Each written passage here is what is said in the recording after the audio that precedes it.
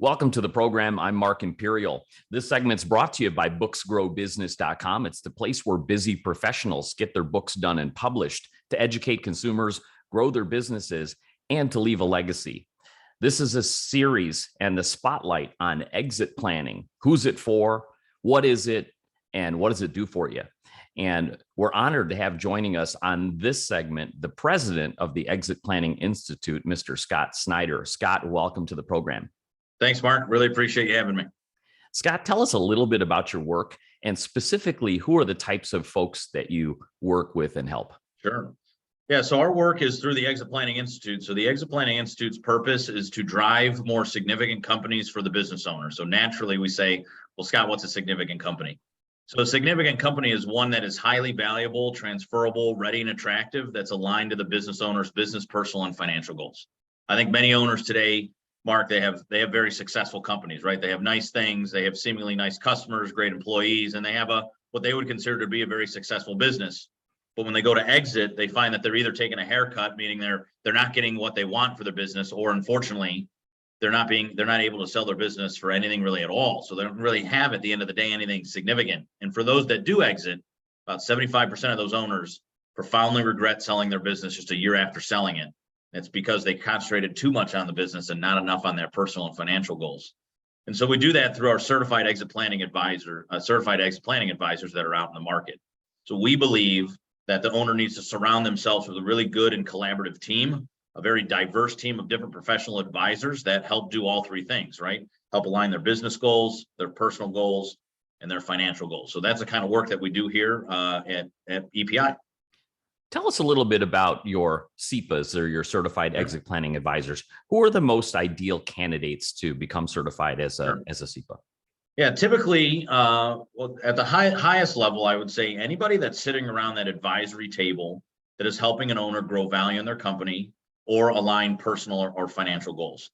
We would say the core team, and thus the core CEPAs, are typically the owner's financial advisor, the owner's CPA, and their attorney. Those are probably your three, followed by a growth consultant, some type of management or strategic growth consultant, and maybe an M&A advisor if they're going to the outside, an external option, or maybe a family advisor if they're coming internally. But typically the CPA, the consultant, the financial advisor, and the attorney are some of the ideal people that are certified exit planning advisors.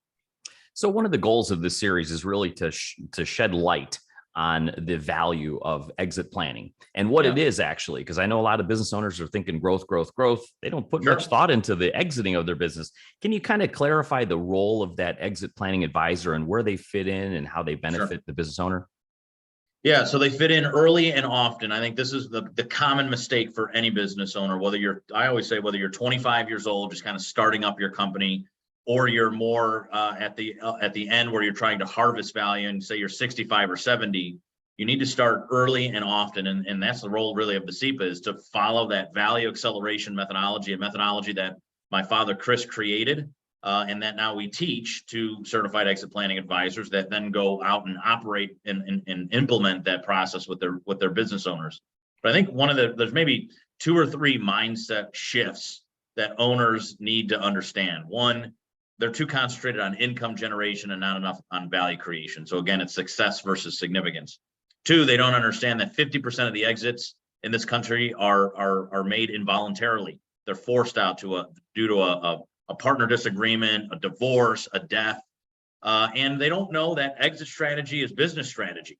The things that you do in your business every single day, whether you're first starting out or more immediately trying to exit, actually have impact on that end valuation and that end exit strategy. So really, what is exit planning? It's really just a way to have a more balanced lifestyle as an owner, to have a more significant company that cranks more cash today and have happy employees, happy customers, that's ready for exit whenever that time comes. And I think that's the common mistake that many owners have, is that they think, kind of what you said, Mark, they wait to the end to say, let's start to think about exit. They don't know that the things that they did along that whole 25 or 35-year run actually have some immense impact on that eventual exit. That's really interesting, because what you mentioned, it really sounds like it's good business planning and growth planning, because when is it a bad time to grow your business and increase value in sales? Like, it almost should be done in the beginning. So it almost sounds like there's not a best time. Like, it's like planting a tree, I guess. Well, yeah, I don't think that there's the ideal time is to start now. So, right. So if you're 60 years old, the average American business owner thinks about exiting their company about 63 years old. So if you're that owner, kind of listening in, you should start now because you're probably in that prime time.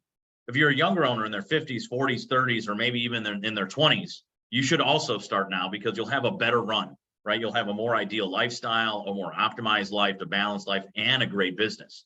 And so, yeah, I agree. I don't, there's really not, the ideal time is right now. So if you're sitting in your seats and you're listening, we should start to think about how to position ourselves for exit. I always say when we talk about growth, I'm an entrepreneur myself. I've sold a company already. I have another company now. I always say that a company that is not ready to grow is not ready to exit. So they're kind of intertwined. You mentioned a couple of eye-popping statistics, like 75% of business owners that sell are dissatisfied, Yes. or a high percentage of businesses that go on the market end up unsold. Can you kind of Sure. give us like what are the big things, big causes for that to happen? Yeah, absolutely. So you can find a lot of this in our state of owner readiness research. So one of the things EPI does is do a ton of research each year. We have a whole research project going on right now, actually in the state of Colorado. Regardless, some of those kind of eye poppers are, the first one is 75% of owners profoundly regret selling their business just a year after selling it. It's usually not because they didn't maximize value and minimize taxes. It's because they actually have no personal planning. They've let their business identify them. And they don't really they haven't found any passions outside of their business. I always think when I think about that stat, just a few weeks ago, I had a guy that one of our SEPAs wanted me to take a call with, fellow business owner. They said, Scott, this guy just sold his business for $25 million and he is bored out of his mind and he's kind of freaking out. He regrets this $25 million sale, right? This guy's in his mid 50s. He's set for the rest of his life. I called him up at 9 a.m. and typically at my company here at EPI, it's a pretty hustle and bustle Monday morning, right? It's a required day in the office. We talk strategy. It's a great way to start off the week. And I had a call right before this 10 a.m. meeting with him. And he said, Scott, you have a lot of energy for a Monday morning. And I explained to him what I just explained to you, Mark. And he goes, well, shoot, man, I am down in my basement right now. I'm 54 years old. I'm single, divorced. My kids are grown out of the house. It's just me. I'm in my basement right now, 9 a.m. playing billiards by myself, pool. He's shooting pool by himself. And he's like, dude, I wish I had that kind of energy. I was like all drawn out of me when I sold. So that's an owner that from a business standpoint had a great sale. He optimized value, minimized taxes. He's set for life as far as he didn't really need any more money, but he didn't investigate the personal planning. Another stat is 70% of the businesses put on the market today actually don't sell. And that's because they're not ready or attractive. So again, they look successful.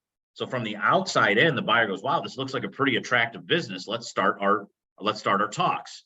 Then we get into due diligence. They start peeling the layer of this onion back and back. And what they find is that the business isn't repeatable, isn't scalable. It's heavily relying on the owner or the owner's direct executive team. The owner didn't really build a business that's independent of him or her. And so that's a high risk. So they might sell their company. They're going to sell it for a discount, but likely they're going to fall in that 70% that don't. And if they don't, what we see a lot today is orderly liquidations. They're selling their assets, they're relinquishing their real estate and kind of letting everything kind of disintegrate. And also what a shame. And I would say last is that the last is the family business. I'm in a family business myself right now with my father, Chris. And it's less and less likely for the generations to succeed as you go deeper and deeper. It's something like 30% of Gen 1 succeeds to Gen 2 and they're successful. And if Gen 2 is successful, they're only about 12% successful to actually succeed to Gen 3.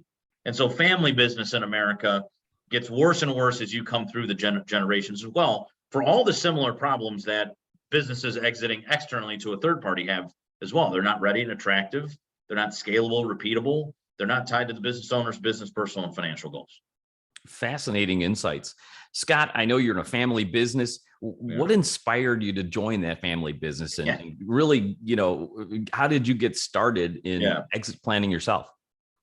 Sure. I mean, it's a crazy story. So I would say, so Dad and I are a really great team for a bunch of reasons. The original reason with Exit Planning Institute is that Dad is certainly an entrepreneur, but Dad is an entrepreneur and an advisor. So Dad spent a whole career really in corporate America and in small to lower middle market companies, really helping them grow and exit, right? He was a change agent, a growth consultant. and really help these big companies grow.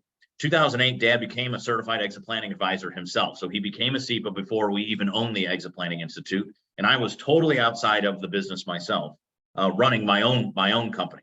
I would say for me, I'm a serial entrepreneur, Mark. I had one job my entire life. When I was 15, I was a janitor at an all boys high school.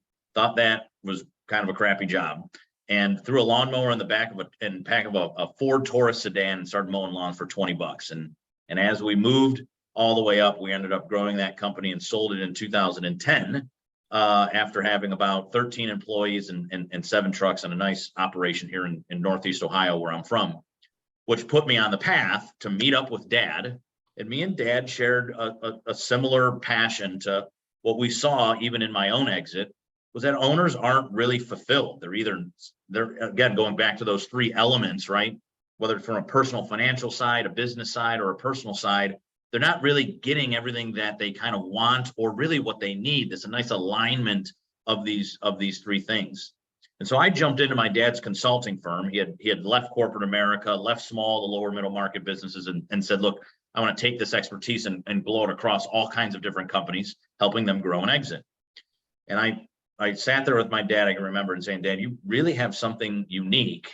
But I think if we're both passionate about helping owners, we need to change our perspective and our approach.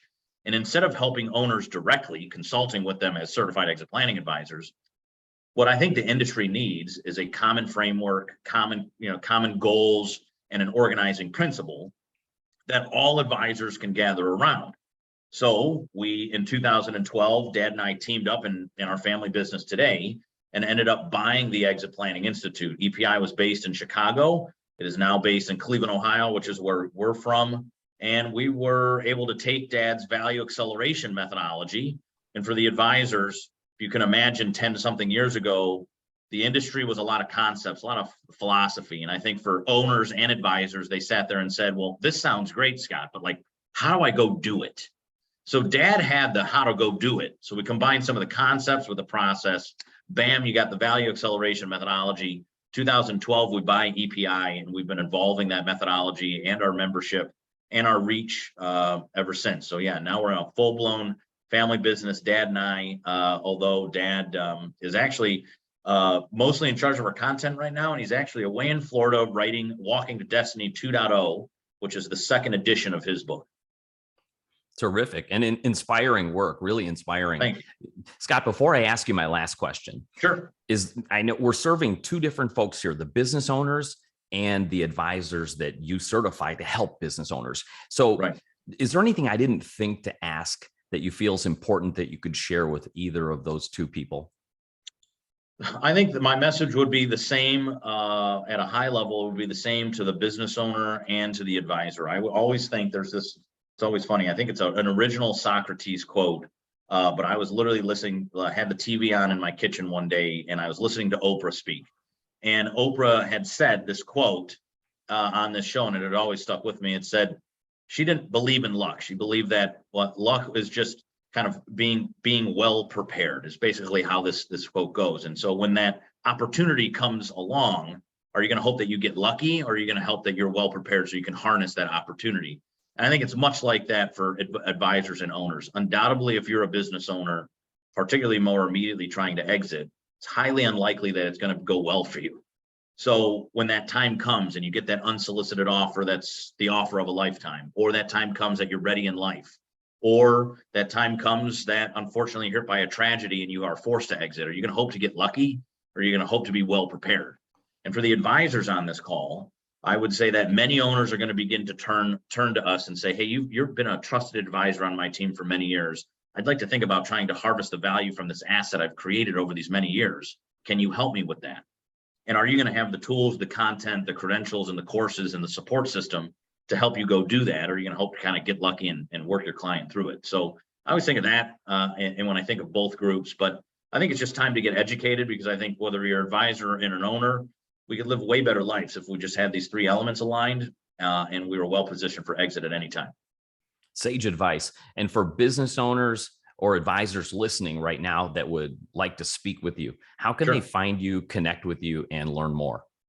Yeah, I love that. Most of my role here today, Mark, is talking to advisors, advisors and owners. So a couple of quick things. One, shoot me a message on LinkedIn, Scott Snider, Snider. I share probably content every day, free content if you want to learn about what me and Mark just talked about. The easy URL to remember is Earn SEPA. SEPA is Certified Exit Planning Advisor, so it's CEPA. So earnsepa.com. Scott, this has been terrific. I really appreciate you coming and stopping by, sharing with my audience today. And I wish you continued success for you and for all of your SEPAs and clients. Yeah, Mark, really appreciate it. Thank you very much. That was Scott Snider, president of the Exit Planning Institute. And this segment's brought to you by booksgrowbusiness.com. It's the place where busy professionals get their books published to educate consumers, grow their businesses, and to leave a legacy. That's all for now. I'm Mark Imperial, and thanks for joining me.